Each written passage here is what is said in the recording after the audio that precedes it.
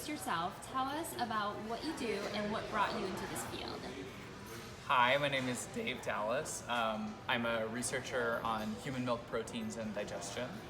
And what brought me into this field, I actually wanted to do nutrition health policy, and then I met Dr. Bruce German at UC Davis, and he convinced me that health policy is particularly confusing and that we need good models to figure out what's the optimal nutrition, and that milk is like an ideal model for what is great nutrition that has evolved over millions of years for the infant, and that we can take information from what we find in milk and apply that not just to the infant but throughout the lifespan of the adult, the human. So that is kind of where I came from, and I think the other idea is that every food has thousands of different kinds of molecules in it. You don't know for most foods whether or not they're going to be beneficial or harmful. But for milk, you can be pretty sure that everything that's in there is going to have some sort of beneficial attribute. And so looking at milk, you can do a deep dive into the components of it and know that you're going to get some sort of outcome that's going to be interesting and potentially useful. So yeah. Okay, so my name is Ziokiewicz. I'm from Poland, from Polish Academy of Sciences, and I also hold the position of guest researcher at Leiden University in clinical psychology department. So I do study on psychosocial stress and lactation. I'm interested how psychosocial stress is associated with breast milk composition, but also breastfeeding frequency, and also with mom's behavior and infant behavior. All my previous research was all associated with psychosocial stress, so I was interested in how psychosocial stress is associated with reproduction, with menstrual cycle, levels of hormones, and pregnancy risk and stuff like that. So I was thinking about lactation, and I still think about lactation as the next step in the reproductive cycle, or one of the stage of a reproductive cycle. That's why I get interested in psychosocial stress and lactation and breast milk composition. So my name is Ulrik Sundekilde. I am an assistant professor at the food science department at Aarhus University in Denmark. I do milk metabolomics, so that's basically the study of small or low molecular weight compounds, so the milk metabolites. So I started out doing cow's milk metabolomics, but then at a point in life I got access to some human milk samples, and that just sparked my interest. I mean, I wanted to know what is in that, because now I know what's in cow's milk, I want to know what's in human milk. Cool. And just took on from there. Thank you. So I'm Sarah Taylor. I'm a neonatologist by training, so a medical physician, but I do research in human milk, and so I'm a clinical scientist. I was at the medical university for about 19 years, where I did my training and then continued on faculty, and then I've been at Yale School of Medicine for a year. And I ended up in this area of research for a few reasons. One is the practical one. That's what my mentor did, which I think if people are honest with themselves, that's often how you end up in human milk research. But I've stayed in it because as a neonatologist, human milk is critical to the health of preterm infants, and so I see the health benefits. I also see how moms struggle with making milk and feel like it's our responsibility to figure out the science to help them make milk. Thank you. Good evening. My name is Lars Bode. I'm a professor of pediatrics at UC San Diego and also the director of MommyCore, which is the Mother Milk Infant Center of Research Excellence at UC San Diego. I've been working in human milk now for about 20 years, starting as a grad student in Clemens Kunz lab in Germany, working on oligosaccharides, the hot oligosaccharides, or HMOs. And really what got me into the field was I was an athlete in high school and college and got really interested in nutrition and somehow ended up in breast milk. You make the connection, I have no idea how that happened. In your opinion, what do you think is the most important aspect of this field? I think studying milk, the most important thing is that we're, using what we can observe from evolution and finding new bioactive compounds that you can use for a bunch of different applications. I think that is what makes this field cool, as opposed to other parts of nutrition. That's the exciting part for me. That is a really neat perspective. Thank you. And in your opinion, what do you think is the most important aspect of this field? I think the most important aspect is that it's so new. There's so much we don't know. It's kind of sad. When I was in medical school, I think there was about 15 minutes of lecture on the mammary gland, which was kind of nice in medical school because that meant it was easy to learn the information, and I didn't recognize that it was actually really sad that this entire organ system did not have much information known about it compared to the kidney or the heart. And so we're really in this field of unknowns to explore this new frontier. And I think it's so exciting. I think it's so needed. If you think, again, of these moms who are struggling with lactation insufficiency, struggling in so many ways, they deserve evidence, research to support them. Thank you. In your opinion, what do you think is the most important aspect of this field? Yeah, I think that maternal stress during breastfeeding period is large. There are very few studies in this area, and I think moms are very stressed during this period because, especially the first-time mother, they are super stressed because nobody is really prepared for that. No matter how many books somebody read, it is so life-changing experience that nobody is really super prepared for that. So I think the area is understudied a little bit, and we know really not really much about what is going on with breast milk composition, and also with moms during this period. Thank you. And in your opinion, what do you think is the most important aspect of this field? We are so many different fields of sciences that do the same sort of research, and we do it for one purpose. We want to get to know what infant nutrition really is like, and we do that by studying human milk. So basically, the thing is that we are so many working together on this group. In this group, that's what I find really interesting.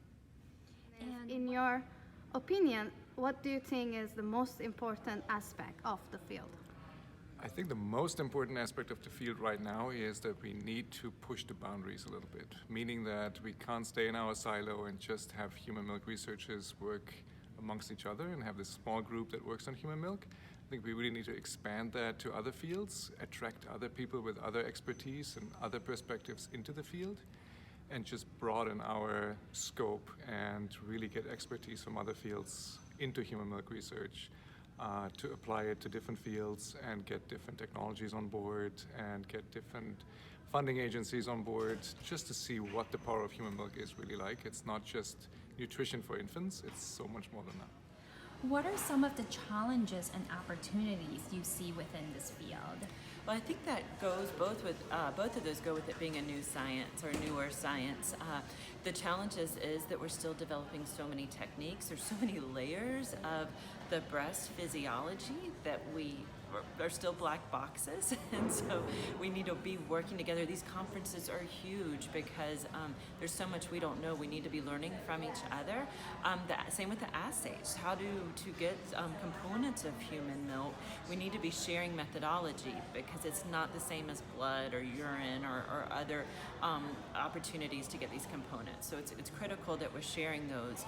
And then again, that's the benefit though too, is there's so much to learn, and that each of us can have our own piece of information that we're building on. Great. what are some of the challenges and opportunities you think is within this field? Yeah. So, the same thing that's good, that we are so many, is really, really also difficult because we do a lot of the same things, but we don't agree on methods. We don't agree on ways to present it.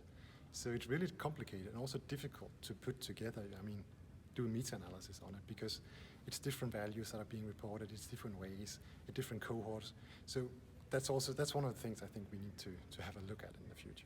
Yeah, definitely. What about the opportunities? Well, we can learn from each other. That one guy down the street does something similar, we can really learn from how they do. So that's also a strength, I'd say. Yeah. It's true. Thank you. What are some of the challenges and opportunities within this field? I think there's a few challenges that are specific to our field. One thing that's not specific is what we always hear is there's not enough funding. I think that is very common for every field, really. Everyone's competing for limited resources, and I think we need to be better working together for those or with those limited resources instead of working against each other for those limited resources. So that's one thing. Another big hurdle I see is this really strong polarization, that you have the extremists on one side that say, we need to eliminate formula completely and we can't work with any of those. And then on the other hand, it's the people that do everything for money and they would twist their scientific results just to get resources. So I think we have to have some genuine common sense discussion on how we want to study human milk and not fall for those extremes. What are some of the challenges and opportunities in this field? Okay, so I think it's always hard to be at somewhere in the middle of two areas like biology and psychology. You have to acknowledge, like you have to know actually some of the techniques from psychology, some of the techniques from biology, and also like psychosocial stress is such a large area, and there are so many different methods that you really have to be very precise. You have to be really precise about your questions, about mechanisms you are investigating, and yeah, that's the challenge. Thank you. What are some of the challenges and opportunities you think is within this field? Challenges. It's just like in nutrition in general, like we saw today, like you can find bioactivity of something in vitro, and then there's just so much testing that has to happen before you can really prove something's benefit. And even when you get to like randomized control trials, you still like can have meta reviews that like demonstrate that like the trials were not correct, right? Like there's just so much to nutrition, so many levels of study that make it really hard. That's true. What about some opportunities you see in this field? I think that milk is a really cool thing to focus science on. You can take techniques that are available from all areas of science and apply it to studying the system of milk and how it affects the infant. And so I think that's like a really cool opportunity because, all of the innovations and techniques can be applied to that. Proteomics and metabolomics and lipidomics and all of these things. And so there's just a lot of opportunity for discovery. Great. And where do you think this field should go, and what are the future directions do you think are the best? I don't know the answer to that. Where should it go? I just think more study, more detail. Like I want to know everything about milk and what it does, and like make the most of this awesome bio source. And yeah. And where do you think this field should go, and what are the future directions do you see?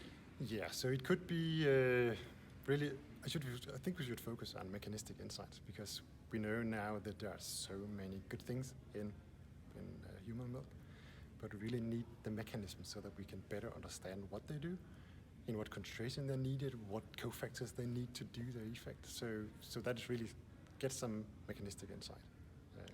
And one way that could maybe be done is one of my personal things that I want to do.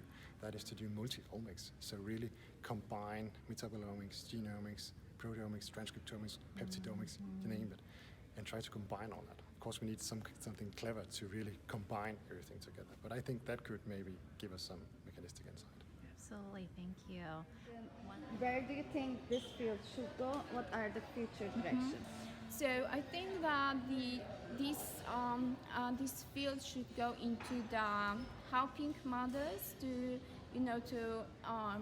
breastfeed more efficiently, maybe by interventions like psychological intervention, but also not only psychological, but also nutritional intervention, because frequently it's like that psychosocial stress is associated with the completely different pattern of nutrition. So both, I think, relaxation method, both any kind of method that help moms to ease the stress would be fantastic, and to look more into the breast milk composition, to identify those who are really associated with stress, like what we found is fatty acids, how they are associated with stress, but also I think immune function and immune components of the milk would be very interested to see how they change under the stress. Thank you very much. Where do you think this field should go? What are the future directions? I think right now the sky's the limit. We are at the very beginning of studying human milk. We've studied human milk for decades. And I think right now I see this huge explosion where other people get interested in human milk and they value what is in human milk. Again, it's not just nutrition. It is nutrition, but that's the bare minimum.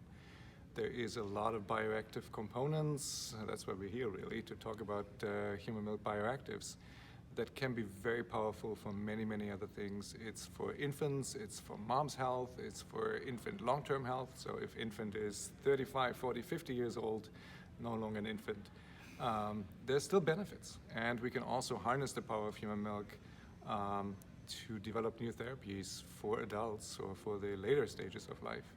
And I see it as an amazing opportunity right now. So it's really great to be in that field and be on the leading edge there. Sky's the limit.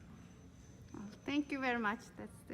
That's last of our questions. Where do you think this field should go, and what are the future directions?